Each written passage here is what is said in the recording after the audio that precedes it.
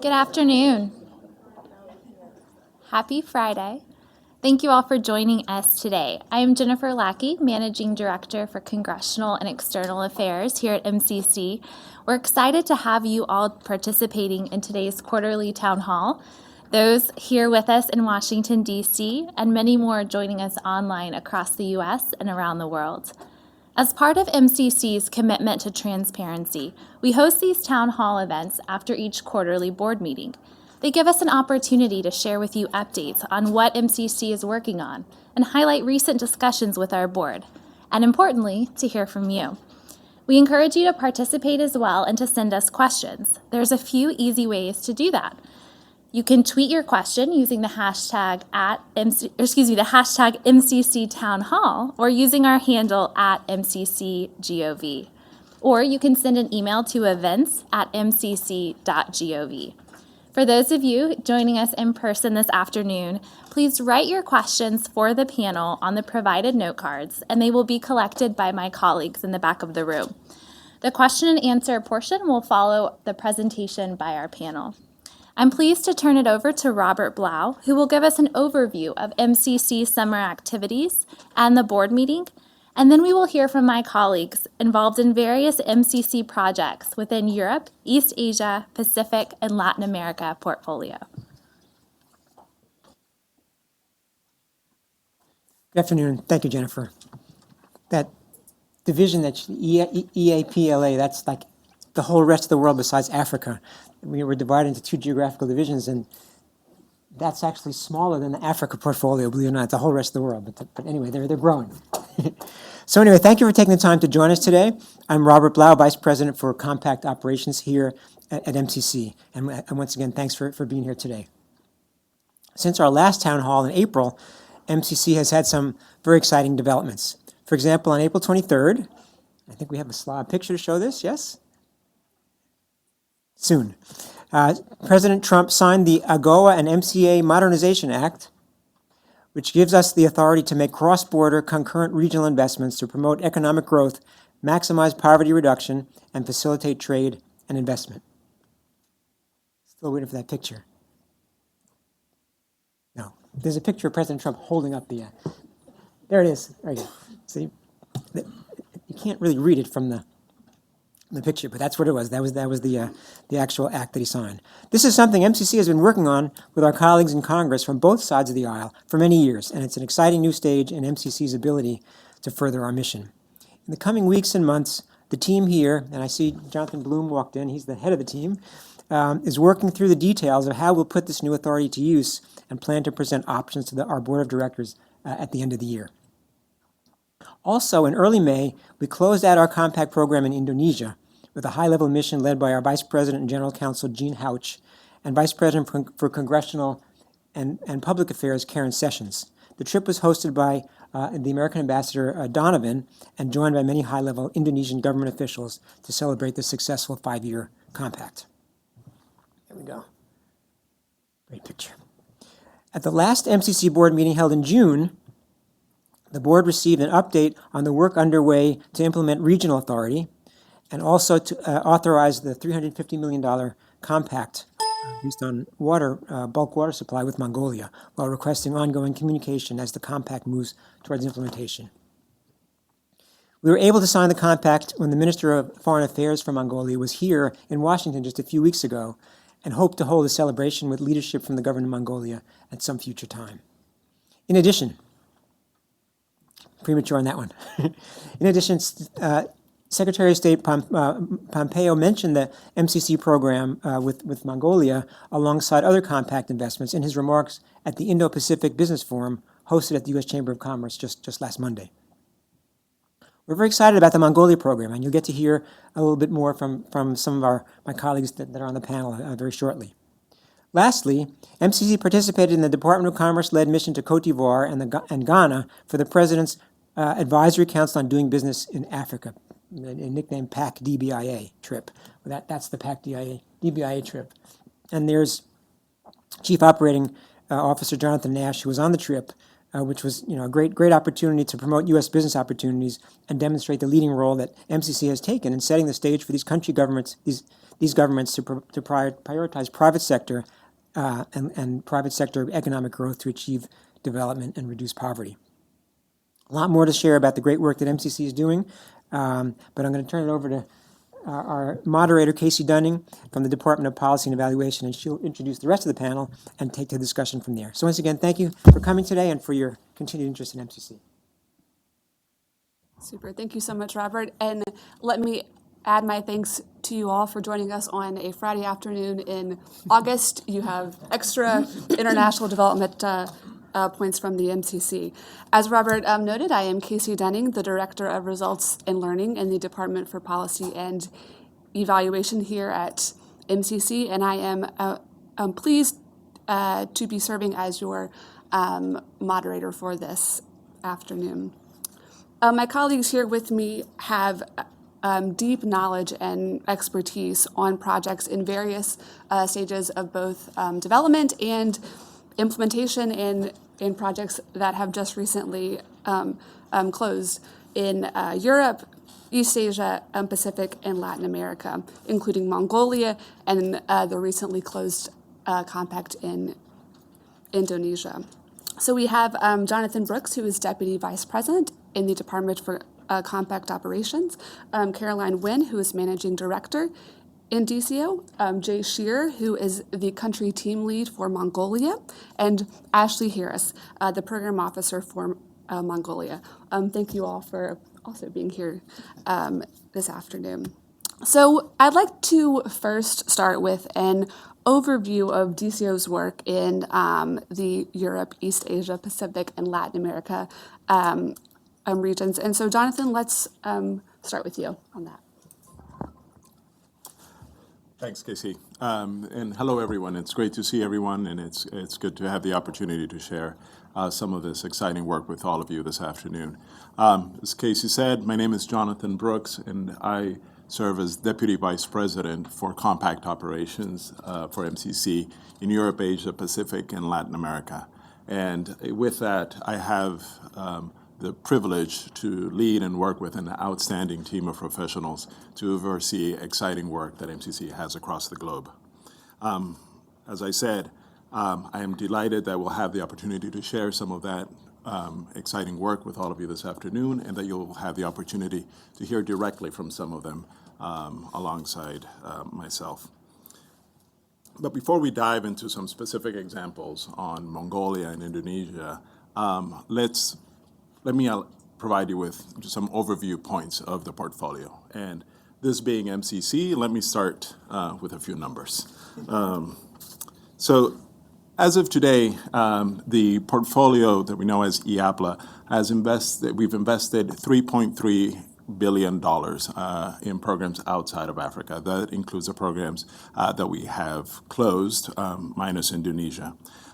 We also have roughly $1 billion in the pipeline for countries in development and $1.7 billion being implemented, including our recently closed compact in Indonesia, which we'll get to hear a bit more in a moment.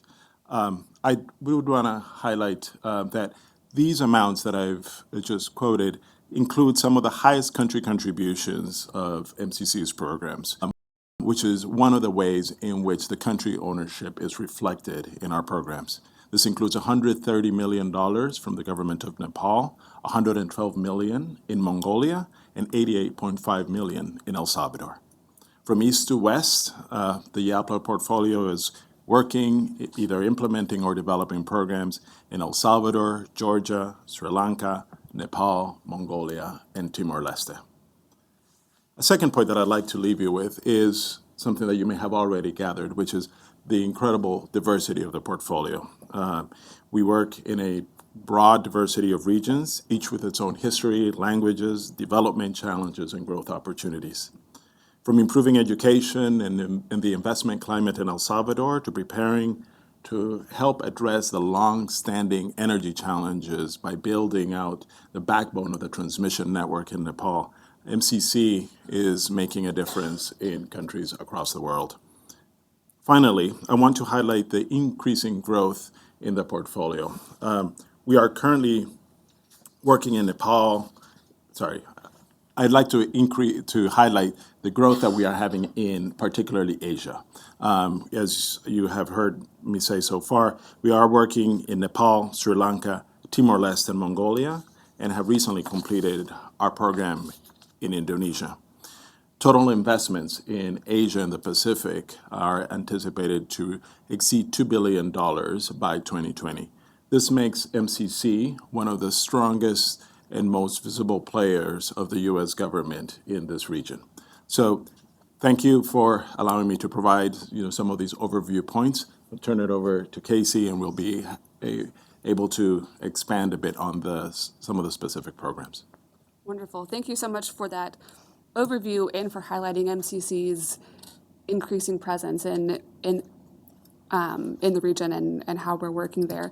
I'd like to next turn to Jay to offer an overview of MCC's newest compact in Mongolia. Great, thank you. Thank you, Casey. Jonathan. I have the exciting opportunity today to talk to you about MCC's newest compact program, which our country team developed over the course of more than 3 years and finally presented to the MCC board for approval just this past June. I'm speaking, of course, of MCC's compact with Mongolia. Mongolia is a longstanding partner country for MCC. In 2004, Mongolia was among that earliest set of countries that were selected for compact eligibility. It signed a first compact program with MCC in 2007, entered that into force in 2008, and subsequently invested $284.9 million for projects in healthcare, vocational education, land titling, renewable energy, and surface transport. Mongolia successfully completed the implementation of that compact in 2013. Although it graduated from low-income country status to the more competitive lower middle-income country status during the course of that implementation, the country continued to perform well on MCC's eligibility indicators, which highlighted its longstanding commitment to democracy, open markets, and investment in its own people, despite a severe recession that started in 2013. The following year, in 2014, MCC's board selected Mongolia to begin the development of a second compact program. Shortly thereafter, the government assembled a team of dedicated professionals and undertook an analysis of the constraints to economic growth. Completed in August of 2015, that constraints analysis identified access to water and sanitation in productive sectors among 4 binding constraints to the country's economic growth. Much of the concern about water is focused in the Gobi Desert, where mines need access to water in order to extract and process deposits of coal and copper. However, MCC was also interested in water conditions in the capital city, Ulaanbaatar, which accounts for half of the country's population and nearly 2/3 of its total economic activity. To better understand the water scarcity concerns in the capital city region, MCC commissioned a rapid assessment to the future balance between demand and supply of water. We completed that assessment in May of 2016, revealing that the city's demand for water will very shortly begin to exceed available water supplies. That may happen within the next couple of years, creating the potential for a near-term future water crisis. Based on that new understanding of the dire water shortage facing the capital city, the government submitted a series of project proposals in December of 2016 that focused on strengthening the water supply to Ulaanbaatar, primarily by developing new well fields in the largely pristine upper reaches of the Tool River, which flows through the city from east to west. MCC approved, shortly after that, MCC approved $10.5 million in compact development funding to support feasibility studies and preliminary environmental impact assessments on those proposed projects. Results of the feasibility studies and preliminary environmental assessments became available at the end of 2017, revealing a new challenge, that the groundwater aquifers upstream from Ulaanbaatar were already fully utilized, and that any additional withdrawal of water from those aquifers was likely to have impacts on the amount of water flowing through the Tool River, giving rise to concerns about significant environmental consequences. That forced the government and MCC to reconsider some of our initial assumptions and to turn attention in the opposite direction to the only other potential sources of long-term additional water supply for the city. That is downstream from the city. The well fields in that area had not previously been considered because poor management of municipal and industrial waste in the city has polluted the Tool River, in turn contaminating the groundwater aquifers for as many as 75 kilometers downstream from the city.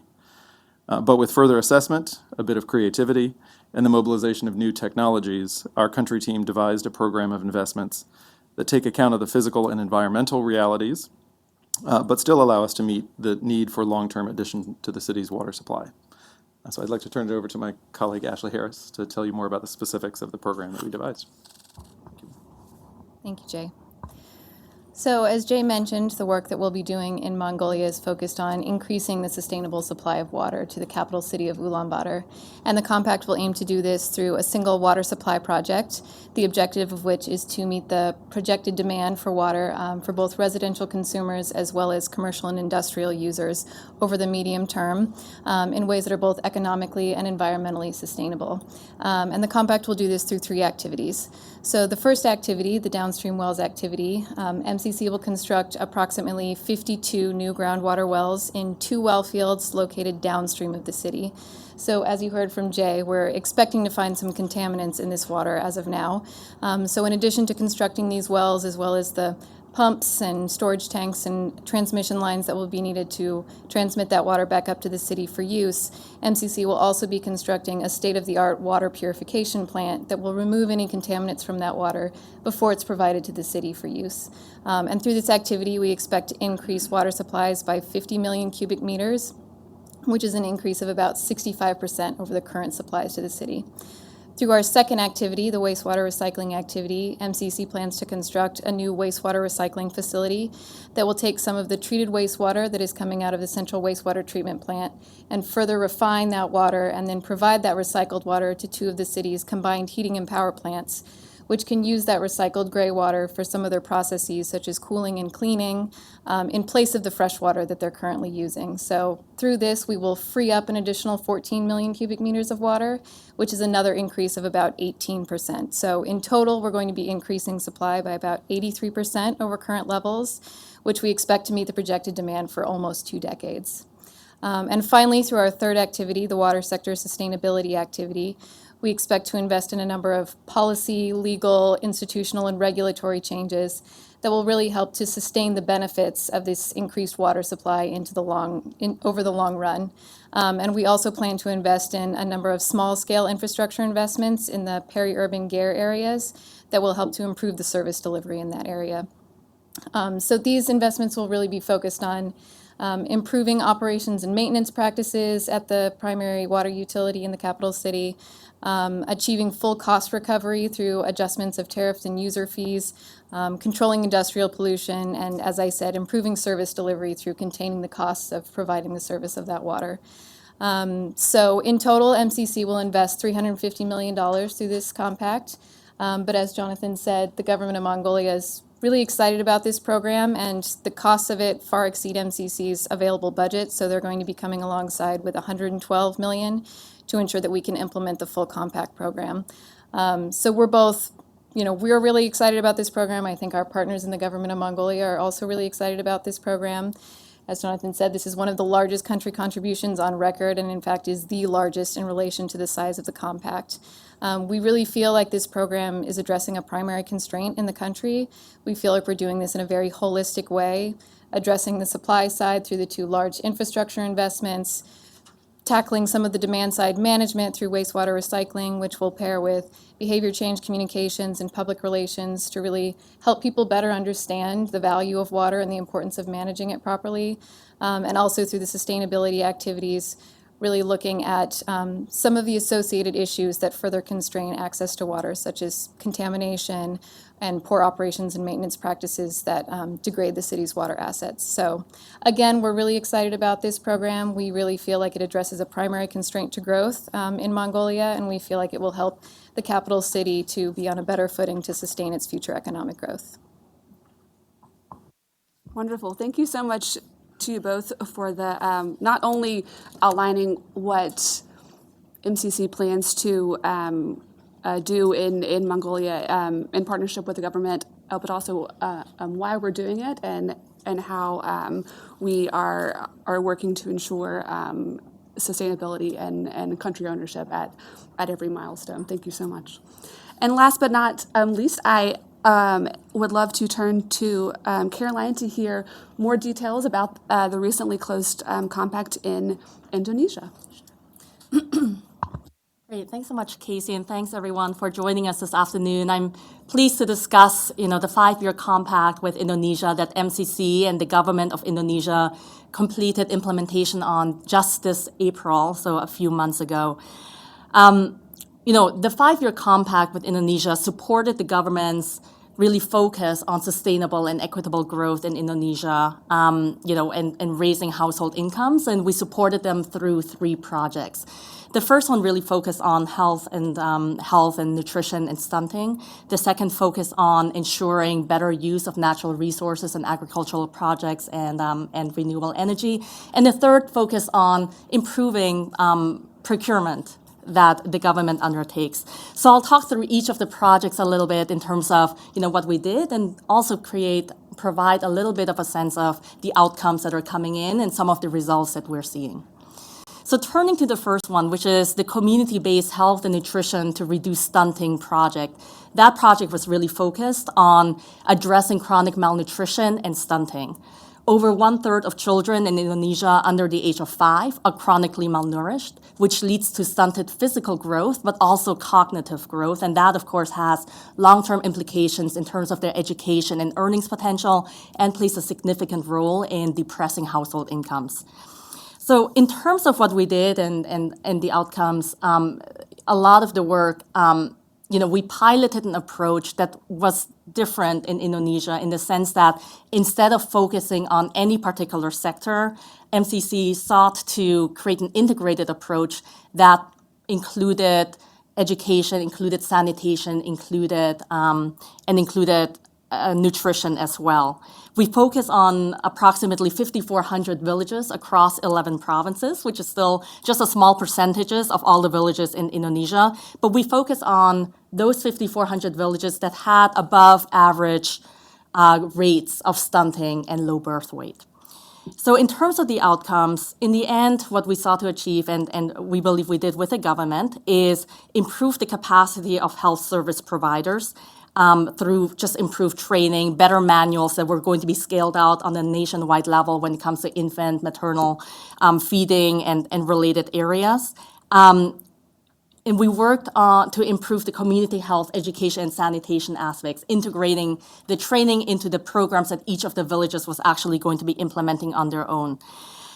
But most importantly, perhaps, we also helped shape the national conversation on stunting and nutrition. So one indicator of this is when MCC first started, there was no word in Bahasa for stunting, right? But by the end of it, there was a national commitment expressed at the highest governmental levels to really fight stunting and improve nutrition on a nationwide scale, including continuing with some of the work that MCC was doing, some of the lessons that MCC funding had been able to create, and also incorporate some of the other anti-stunting work that other partners were working on. So that was a very important outcome. With regard to the procurement modernization project, this was a project that focused on piloting some new methods and introducing innovative new technology to help the government just do procurement better. Procurement in Indonesia accounts for some $42 billion on an annual basis, which is a significant part of the government's budget. When MCC first started in Indonesia, it was estimated that up to 40% of that amount, procurement value, was in fact lost or misused. And there are many different reasons for this, but among them is the fact that procurement was not an official profession. So the individuals, that when the government needed to procure for schools, for health centers, for the services that they need for the country, often it was ad hoc committees of government employees who were not trained in procurement doing this kind of work. Procurement was considered administrative, and this created a lot of opportunity for just lost value, mistakes, and misuse of funds, right? In addition, other factors that contributed to this procurement challenge revolve around the absence or the inadequate infrastructure for procurement, but also guidelines, procedures, and related areas. So MCC's procurement modernization project reduced the cost and improved the efficiency of procurements for in Indonesia. And we also worked to establish a professional procurement task force or workforce in Indonesia. We did so by partnering with the government of Indonesia to develop a comprehensive training program that included mentorship components and also develop procurement policies and guidelines and procedures.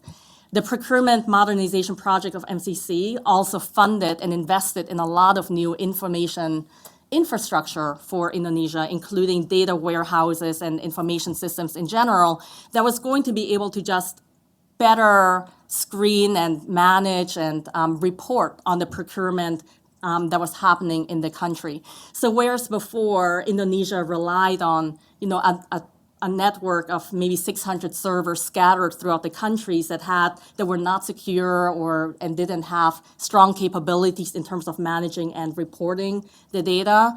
Once MCC was done through our investments, the government now has a holistic, cloud-based, cutting-edge system that could report and analyze procurement information and report directly to the national government, including the Ministry of Finance and the President's Office.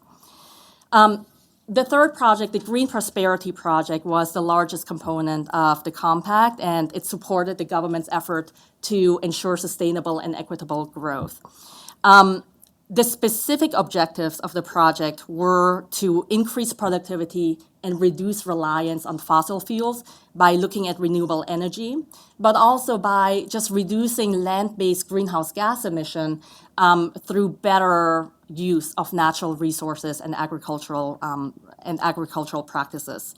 It included a green prosperity facility of over $110 million to basically fund renewable energy, peatland restoration, agricultural resource management, and similar practices. In terms of outcomes, by CED, by compact end date, back in April, 66 green prosperity grants were completed. It leveraged approximately another $40 million in private sector funding. The projects funded either new approaches or they scaled up successful approaches to addressing the issues that I noted just now. The compact funded, in addition, nearly 13 megawatts of new energy capacity from renewable energy sources. It funded peatland restoration measures. It trained and certified nearly 130,000 farmers in cocoa and in palm oil. And it funded models and piloted models for community engagement in natural resource management and land use. So let me close, and I'm happy to answer any questions, but let me just close by saying that MCC is proud of its partnership with Indonesia. The compact closed in April, as I said. That was the end of the 5-year statutory implementation clock that we have. And we are currently engaged with the government on post-compact monitoring and evaluations, and we expect that additional outcomes and results and information about the impact will be forthcoming within the coming months and years. Wonderful. Thank you, Caroline, for highlighting both the outcomes of the compact in Indonesia, but also the approach of piloting and scaling that MCC and the government undertook. We will be shortly opening it up to you all for questions. So I'm going to use this opportunity to once again remind you that you can post a question to Twitter or send us an email at events@mcc.gov. And of course, if you're here with us, then you can also jot down your question on a note card and pass them to my colleagues in the room who are right here, who also have pens if you came without a writing utensil. So just raise your hand and they will come find you. In the meantime, we have received some questions in advance, so I will start with those. So as you all, I'm sure, know, MCC has a singular objective to reduce poverty through economic growth, and so private sector engagement is a critical part of our work. So we have a question: how has the private sector engaged with the MCC in Mongolia and Indonesia? And then I'd add in the portfolio more broadly. And Jonathan, we'll start with you on that question. Thanks, Casey. As you said, our work with the private sector is very important, and it's fundamental to MCC's mission in many ways. MCC's model recognizes that the private sector is a necessary engine for the reduction of poverty and the economic growth that we hope to achieve with our partners and through our programs. And I'd say that we work with the private sector in a diversity of ways. Perhaps I'd point to two general ways. One is we work often with the private sector to directly deliver on the objectives of the program, and we partner, with companies to deliver some of these, very critical services. In the case of Jordan, that comes to mind. We, help provide the viability gap funding for an award-winning project finance public-private partnership that funded a key facility that was necessary to help alleviate the severe water scarcity that exists in Jordan. So that was an example through, of us delivering alongside the private sector on a key need. But we also want to work with the private sector in many ways in setting the groundwork for greater investment by the private sector. As I said, MCC recognizes that the private sector is a critical element of a country's growth and the poverty reduction therein. And often our work will focus on creating the regulatory infrastructure and other environments that will enable private sector to really take hold. So let me stop there for now and perhaps turn it to Jay and Caroline, who can give us a bit more detail on how these manifest themselves in these programs. So maybe a couple of words on Indonesia. So, there are a couple of ways in which we partnered with the private sector and also how we think of the compact really being collaborative with the private sector in that sense. The first is from a purely operational perspective, and I think this is something that Jonathan touched on, which is, in the Green Prosperity Project, the private sector came to us with ideas, right? Project ideas, activity ideas, and then if they were successful, they would become partners in executing on the compact and delivering on the compact outcome. So if their proposal was successful or if the partnership was promising, then they would receive some of the funding from the MCC compact in order to execute on the plan and help us deliver on the outcomes. And it's in that way that we worked with partners like Mars and Cargill and Unilever and Nestle in Green Prosperity to deliver some of the benefits and outcomes of the compact.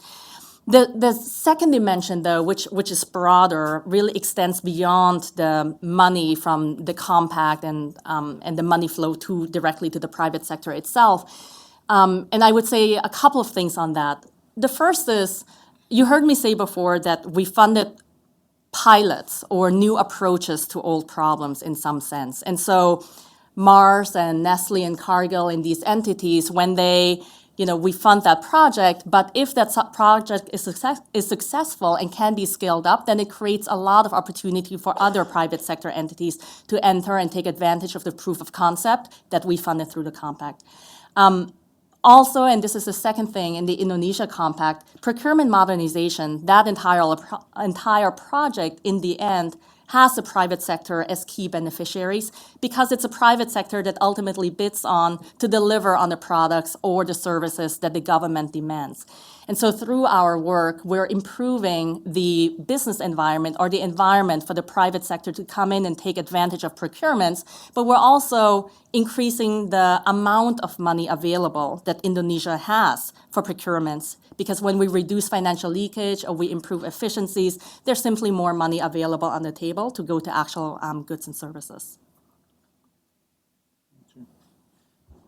And I'll add to that, in the case of Mongolia, by saying that Mongolia is an example of a country in which MCC's investments are primarily public sector investments. We'll be investing in the expansion of water supply, which is primarily delivered by a publicly owned utility, but where the beneficiaries are largely the private sector. One of the issues that we didn't discuss in the overview that makes the investment in water in Ulaanbaatar very compelling is the rapid growth of the light manufacturing and tourism industry in Mongolia. Mongolia, as many of you know, is a country that is heavily dominated by one particular sector, that is mining. If Mongolia has any hope of getting out of that boom-bust cycle that often goes along with resource and commodity exports, it's by growing other sectors of its economy. And Ulaanbaatar is the key to that strategy. In Ulaanbaatar, the tourism industry, which involves a number of hotels, restaurants, and other services that draw heavily on water, has been growing rapidly.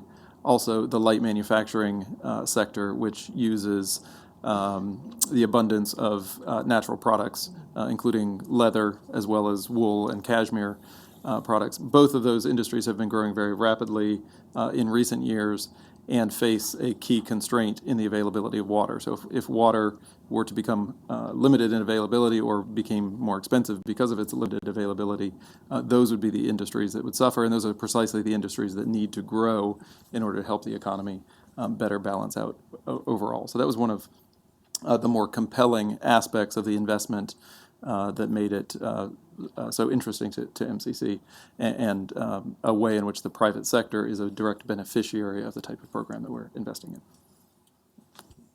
Thank you very much. We have a question from the room. Can you offer an update and an overview on the compact in Nepal? And so, Jonathan, since you mentioned that in your overview of the portfolio, perhaps I'll throw that one to you. Great. Thanks, Casey. Indeed, an update on the program in Nepal is the program in Nepal, as I mentioned earlier, is focused on really two key areas. And just for those of you that are less familiar with it, I'll mention them very briefly. One is really increasing the transmission capacity of the country. The program is going to build approximately 300 kilometers of transmission lines that are going to really increase the country's ability to effectively distribute and transmit the electricity and take advantage of the tremendous potential that Nepal has. We're, in fact, as part of that activity, also engaged in an exciting effort to help Nepal establish a cross-border transmission with India that will help it offset and take advantage of the generation capacity that Nepal has. A second element of the program is focused on road maintenance. For those of you that have been and those of you that have not, obviously the terrain in Nepal is extremely challenging, as are weather patterns. And so the road network is under consistent and constant strain. And one of the key challenges that our counterparts in Nepal are constantly facing is how to appropriately maintain the network. So MCC is going to work with the government of Nepal in that effort. In terms of an update, we've signed the program late last year and are in a preparatory stage, what we call previous to entry into force.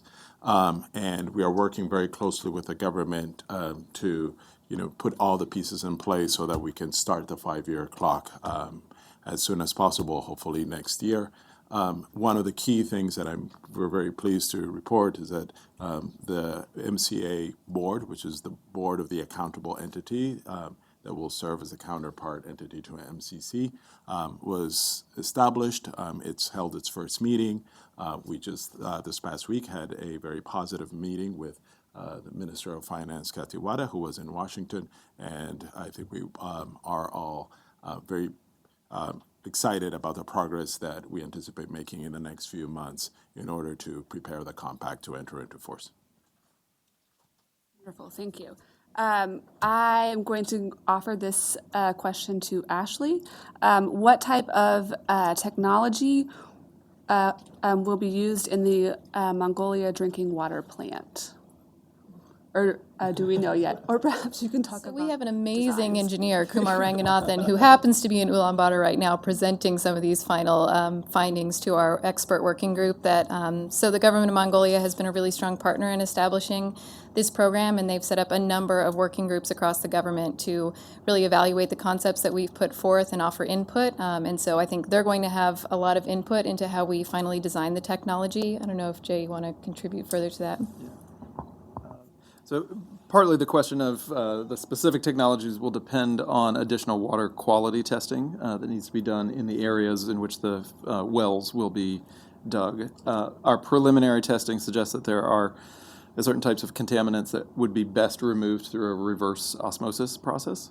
So it is quite likely that the end result will be a plant that uses at least to some extent reverse osmosis technology in order to ensure that all contaminants are removed. But that is still under consideration and subject to additional water quality testing and final designs. And we've had a question on our email. Does MCC have any upcoming procurement opportunities in Niger? So we actually just recently published a general procurement notice for the next 12 months for Niger. So if you go to mcc.gov on the Work With Us page, you will find all of that information. So I will answer that one. My pleasure. It's Niger. This next one is for Jonathan. So regarding El Salvador, you mentioned that the compact is focused on the energy sector. The question is it projected to include water treatment in the coast of El Salvador or in the capital, San Salvador? Thanks, Casey. The compact in El Salvador is actually focused on improving the overall capacity or the investment potential for El Salvador. And it's broken down into 3 projects, and I'll touch on perhaps the initial part of the question in a moment. But the compact is seeking to improve, it's making significant transportation infrastructure investments. And by the way, the overall value of MCC's investment in the program is $277 million. And like I had mentioned at the beginning, the government of El Salvador is putting in $88.5 million of its own money for the program. So back to the projects. One is a transportation project that is helping to alleviate some of the kind of key kind of constraints along one of the major transportation highways in El Salvador that has regional importance as well. Secondly, the program is making significant investments in improving the education and the human capital in El Salvador, or the human capital particularly through education. There's investments in rehabilitation of schools. There's investments in working with the Ministry of Education and other parts of the government to improve the pedagogical environment in the country, including through investments and improvements in curricula for students. And thirdly, there's a component that we've jointly designed with the government of El Salvador that is focused really on improving the investment climate. So it's looking at a couple of things. I'll mention 2 perhaps. One is, there's a deliberate effort that the compact is making to identify regulations and other laws that are impeding the ability of private sector to invest in El Salvador. We are working with the government to identify those, and we've already introduced some of those reforms.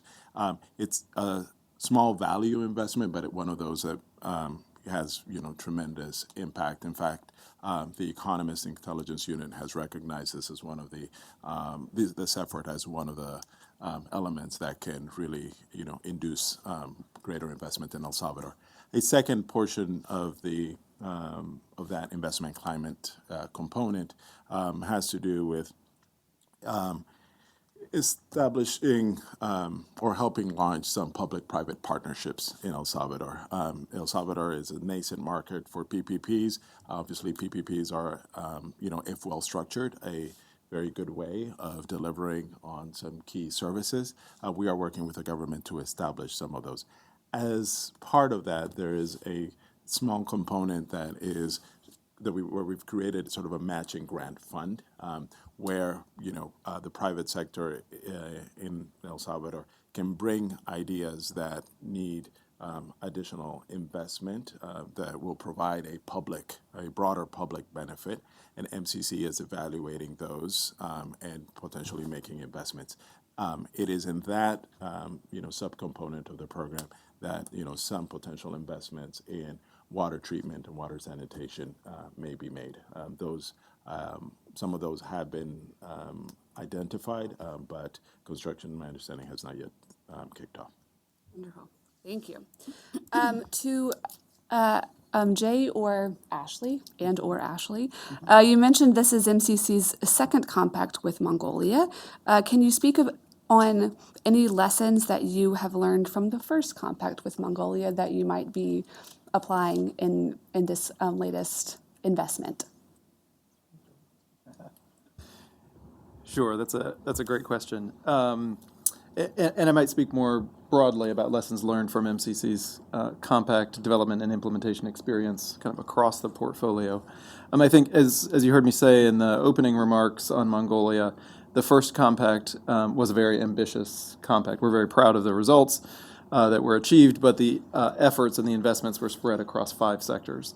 That's an awfully difficult portfolio to implement, and it involves an awful lot of political will and various complications on the part of both the MCC staff and the partner country government. So I think across the portfolio, one of the key lessons learned that we've begun to implement more consistently is greater focus and greater depth in our compact investments. So our first compact program with Mongolia involved 5 sectors, relatively small investments in each of those sectors. Our second compact is a larger compact overall, entirely focused on in one sector, water. That gives us the opportunity, we believe, for greater impact. It also leverages MCC's investments in ways that help to encourage or allow us to help encourage those voices in the country that are looking for substantial reforms. So as part of our investment in the second compact, we also have a pretty robust policy and institutional reform component. I think that's also a broad lesson learned for MCC, that investments alone are unlikely to achieve the full impact that our compact programs can have. That it's the combination of investments in physical infrastructure, in training, and other programs, when combined with policy and institutional reforms that help to set the stage for long-term sustainability. That's really the magic mix, I think, as far as MCC is concerned. So I'll leave it at that. Please. And I might just add to that, as I mentioned, we've really had strong partnership in the government of Mongolia, and I think that this is really unique. I think one of the things that we learned in the first compact, after designing and signing the compact, we had some surprises that caused us to redefine and redesign at the last minute. And I think it's been really interesting and empowering to see how the government has really set up both the political structures but also the technical structures to take the concepts that MCC is putting forward and put their own spin on them, bring to the table different nuance, different cultural context to really help us design the best, most robust programs that will fit the Mongolian context. I think we have time for 2 more. So, and it's kind of in the same theme of learning. So regarding the Indonesia Compact. Indonesia is a highly diverse country of almost 20,000 islands with a dramatic urban-rural divide. Can you describe working in this kind of environment? Sure, thanks, Casey. So that's a very important and good question, and it's worth noting we took a very unique approach in the Indonesia Compact precisely for the reasons that you identified of this geographic scope and also the diversity. So whereas in a lot of countries for MCC, we may have one major investment or a few major signature investments, in the case of Indonesia, in partnership with the government, we took a different approach of really, focusing on community ownership and innovation and pilots, right, that could then be scaled up if they were going to be successful. And this kind of approach allowed the communities, which got turned into laboratories basically for these pilots, to really take advantage of emerging opportunities, specific challenges they were seeing, but also grapple on a more local level with the concept of social inclusion and gender and some of those aspects to develop these pilots, which then could be proof of concept. So, you know, that's one big reason why, in the end, the portfolio we have in Indonesia is very diverse itself and reflective of the complexity of the challenges and the geographic areas, and has a lot more potential for innovative adaptation across the country. Wonderful. All right, I'm going to sneak in two quick ones. So, firstly, has the recently passed AGOA and MCA Modernization Act impacted your work, and if so, how? And as a reminder to our audience, this is the act that gave MCC concurrent regional compact authority that Robert mentioned earlier. Let me take a step at Yes, that. please. Sorry. We're as you heard Robert say, we're all very excited about this new authority. We think it's going to be a truly important element of MCC's compact development moving forward.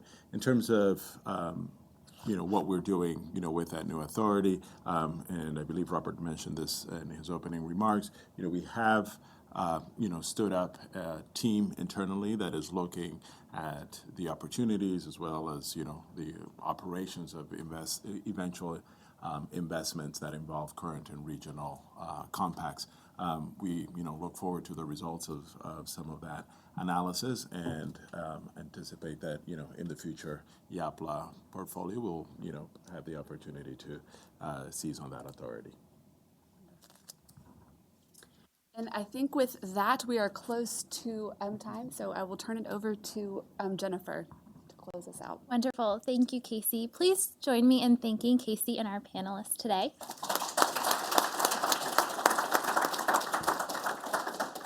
And thank you to all of you for joining us today. As Casey mentioned, we can only imagine you have many demands on your time on a Friday afternoon in August, and we are honored that you chose to spend it with us. And we hope those who joined us online across the globe also enjoyed hearing from our wonderful panelists. We certainly enjoyed hearing from you. Please stay connected to our work by visiting our website, attending future events, and sending us your comments and feedback, both for the work MCC is doing across the globe and also for this particular event.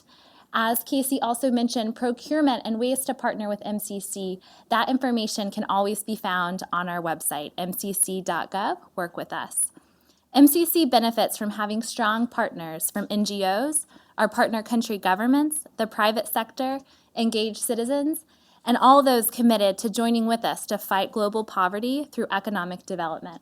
I want to take just a brief moment and thank those here at MCC, in addition to our panelists and moderator who made today possible, Sarah Reef, Sarah Lakey, Kyle Burke, Abby Avery, and Haley Bockhorn for their contributions.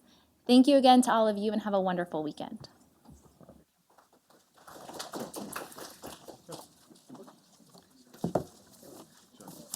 Sorry.